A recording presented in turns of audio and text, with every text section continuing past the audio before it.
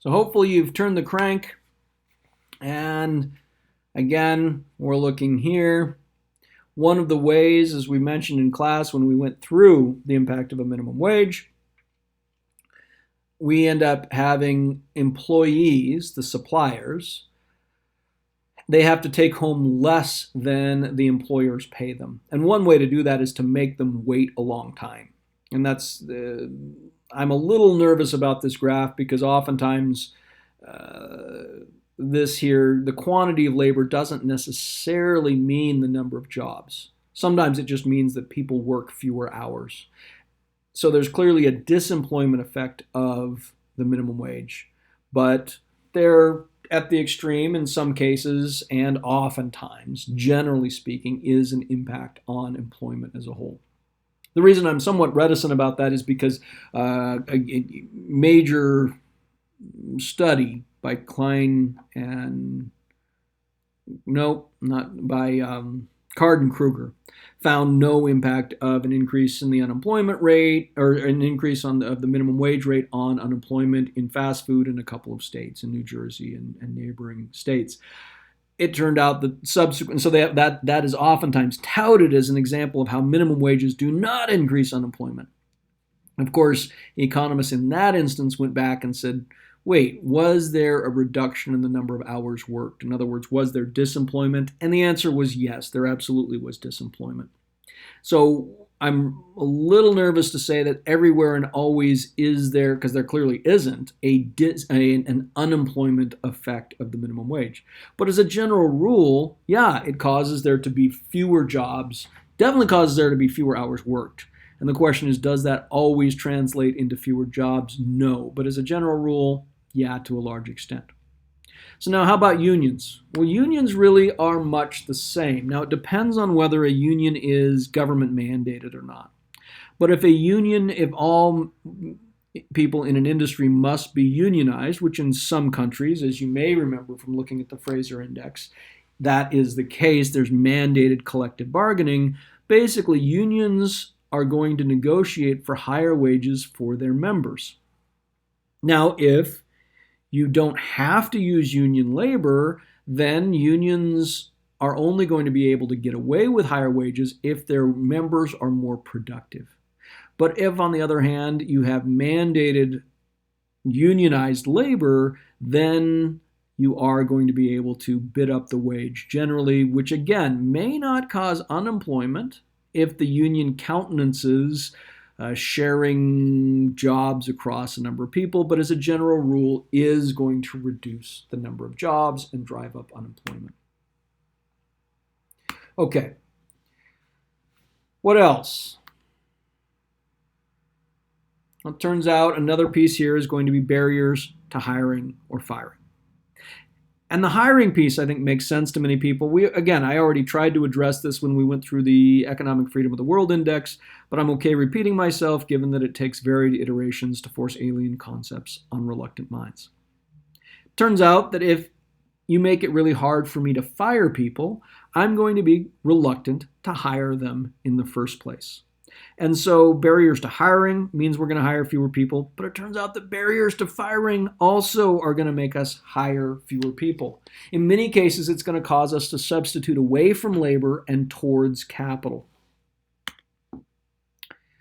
Hiring and firing costs, so here would be the question. If we hold this up and have a sniff test, does it match? And so on the left, we have less rigid, or it makes it easier to hire and fire people. On the right, it's more rigid, making it harder to hire and fire people. And on the vertical, we have long-term unemployment. So stop for a moment and say, if our theory is right, should this picture look like supply, demand, or neither? In order for it to be neither, it would actually have to either be a horizontal line. In other words, there would be no relationship between rigidity of the employment index and long-term unemployment. And if it was vertical, that would imply the same thing, just in a slightly different fashion. So, what should this look like? Maybe, again, I encourage you to take a moment and jot it down on a sheet of paper. Supply or demand? I'll give you 4 seconds. Okay. And now let's see whether you were right or not. So the data point us to this looking like a supply schedule. Does that track with our theory? Yes, it does. The harder you make it to hire and fire people, the higher the long-term unemployment rate. Now, again, there are some outliers. Norway down there has a fairly rigid labor market and a relatively low rate of long-term unemployment. Italy, on the other hand, has a higher than usual long-term unemployment rate given its rigidity. Belgium also is an outlier. Canada is a bit lower than we would necessarily expect from our fitted line there. Now, you'll notice, by the way, that these are all European and North American and, well, what we call the Western offshoots. So we have New Zealand in there, you have Australia in there, and then you have the United States and Canada in there. Those are what we call the Western offshoots. And then you have the rest of the countries are from Europe. So yes, it looks like a supply schedule. It fits what our theory would predict, which is a good thing. Now, there would be a question of if we broaden this out to other countries, does this relationship hold? And there's oftentimes a reason why you don't see those other countries included, and the reason why is because their data sucks. Basically, having a bunch of smart, educated, intelligent, motivated people out collecting, codifying, and disseminating information is something that rich countries can afford. Poor countries, where people are struggling to have enough food, government statistics suffer. And even when they exist, oftentimes they are far from quality. So there's oftentimes this trade-off, which is in many cases around the world, we care more about if we care about reducing human suffering on planet Earth, we would care most about what is happening in poor developing countries, or not developing countries, just poor countries. The issue, of course, is while we would care more about that, they are probably going to have some of the worst data. And so oftentimes what we end up doing is looking at the countries where we care the least about what's happening because that's where the data is. This is similar to a general economics joke. Another economics joke here, sort of like the GDP joke. We'll see if it's worth it. James and others will have to let me know.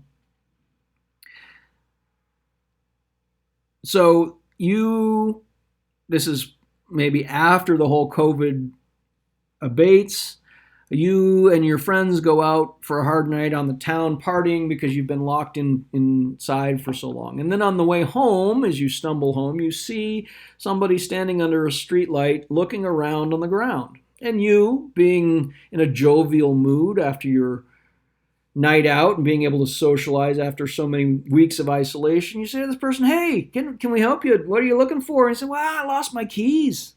"Oh, okay, great. We're going to help you." And so you all get down on your hands and knees and you wander around and you look every inch of the ground.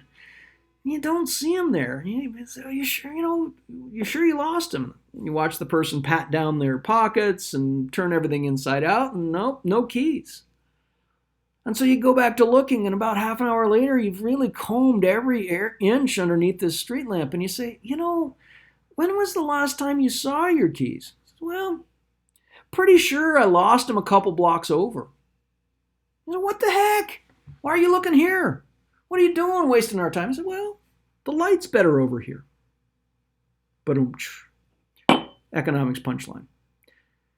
Again, that's a somewhat silly story, but that oftentimes happens. In many cases, we, as social scientists or as researchers, end up looking where the light is the best because it makes our lives easier, not because it's what we care about. And this is a case here, but it does serve as a sniff test for whether greater rigidity in labor markets yields greater long-term unemployment. So what are some ways to reduce structural unemployment? Well, again, if you want to think about big picture, I would argue that the place to start would be to change the institutions to make your economy more dynamic, right? Reduce the labor market regulations, reduce the regulation of labor, make it easier for people to find jobs, and stop erecting barriers to them. So that would be, without a doubt, the first place. The main reason why you're going to have high rates of structural, part of it could be that there are dynamic or there are economy-wide shocks that take a long time to adjust to. One way to make it so that it doesn't happen is to reduce the length of time it takes to adjust, which means increasing the dynamism in the economy. And the main way to do that is to improve your institutions. But the other things that make it so that you have high rates of structural unemployment are also institutional questions. Minimum wages, government mandated unions, restrictions on hiring and firing. These are also institutional questions. So oftentimes, and this is one of my puzzles as an intellectual, is oftentimes the reaction to the fact that we have a problem. When we look at the problem, it ends up being that the main reason we have a problem is because of screwed up government policies. And so then the thing that people end up saying is, oh, you know what, now that we know we have screwed up government policies, what we need to do is not fix those government policies, but add more government policies on there. And so that's really what the book ends up suggesting, although I think that you wouldn't need most of these things if you improve the institutions. There is still a case to be made that even if you have good institutions, you might want some government role in these things. And so one of those policy recommendations, again, I would start with fix the institutions. But once you fix the big picture institutions, maybe there is a role for government in reducing the time it takes people to adapt by helping them to retrain or subsidizing retraining for people. And that makes some sense. Another one here would be make it easier for people to find jobs, job search assistance. And this is what oftentimes unemployment agencies do, is they have boards where you can go look for jobs. In the modern age with the internet, I'm not 100% sure that you need to do that. Again, I think, making the internet available to people so that they can find them is probably helpful. But maybe there are people without those skills. And oftentimes, you get somebody who is in their 50s who has recently become unemployed. You think about somebody in Detroit who's a Detroit auto worker. Boy, they may not be at the cutting edge of technology. And I'm not knocking auto workers by any stretch of the imagination. It's more knocking people who are into whose age bracket I increasingly fall. The other one is going to be work tests. And this would be simply, in order to qualify for unemployment insurance and unemployment compensation, you have to demonstrate that you are actively looking for work. Now, in that Planet Money podcast, in the current environment, it probably makes sense to do away with work tests because it's very hard for people to go out and find jobs right now, and we probably don't want them to. But somebody who's staying home right now, who doesn't have a job, who would like a job, but isn't looking for one, does not qualify conceptually as being unemployed. And so work tests tend to more closely align the conceptual and practical instances of unemployment. Now, that's not to say that's perfect, because if you apply for a job, it is possible to kind of make it so you don't get the job. I think we all understand that. You can show up unshaven if you're a man, or unwashed generally. You can swear at the meeting. You could show up intoxicated. There's a number of things you could do to try to basically make it so that you don't get the job, at which point you would still qualify as unemployed by the state standards, even though conceptually you are not unemployed. But work tests at least start to align those things, as opposed to in certain areas, now again, outside of the current crisis, in certain countries, you don't need to, in certain states, you don't need to demonstrate that you are in any way, shape, or form looking for work in order to qualify for unemployment compensation. The other thing we could do here is maybe pay people a bonus if they get a job earlier than expected or earlier than is statistically likely, thus encouraging that may actually do more than work tests to incentivize people to go out and look for and then accept jobs. Big picture one here, as I mentioned, is I think bigger than these top four is to increase economic dynamism and also to just get government regulations out of the way, or at least stop providing incentives for people to not use that factor of production of labor effectively. So those are ways to reduce structural unemployment. And so here would be a sniff test again. The claim here is that faster growth in real GDP decreases unemployment. In other words, having a more dynamic, growing economy would decrease unemployment. So, again, same exercise. I'll stop this and then start a new one. In the interim, hopefully, you will write down on a sheet of paper, or at least mentally commit yourself to, does this or should this look like a supply schedule or a demand schedule?